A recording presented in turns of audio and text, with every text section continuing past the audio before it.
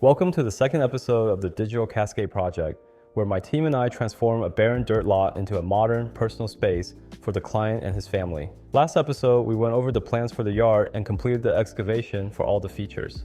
But now, it's time to dive deeper into the nitty-gritty of construction as we tackle the Herculean task of rebar and concrete for our pool masterpiece. The rebar is a major step for structural integrity of any build with concrete. Concrete has a low tensile strength, meaning that under tension, it can crack and break apart. To make up for the low tensile strength, we use rebar to reinforce the concrete. We're laying it out in a grid pattern, not unlike a giant game of connect the dots, because who says construction can't be a little whimsical? And guess what? We're not just leaving it on the ground like forgotten spaghetti. Oh no, we're elevating it like royalty on a throne. We space the rebar away from the ground so that it is centered in the concrete as opposed to laying on the ground with the concrete on top.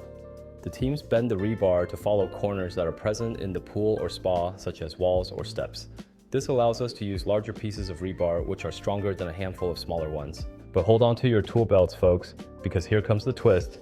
The client wants to swap out a pool wall for a zero-edge design. It's like deciding to do a triple backflip off a diving board. Exciting, but also a tad nerve-wracking. Currently in the design, we have a knife edge system going around the perimeter of the pool. The difficult part about changing this is that the water channel is connected to itself, so we will have to split it to make room for the zero-edge design.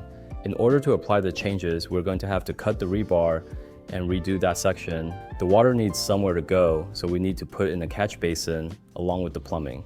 This means that we will need to dig up a little more of the yard to make room for the plumbing and the basin. Now that we have the rebar figured out with the recent changes, we can move on to the next step, shotcrete. Think of it as concrete's rebellious cousin, the one who always shows up late to the party but steals the spotlight. We're talking about blasting concrete mix and water through a hose like it's the world's messiest water fight.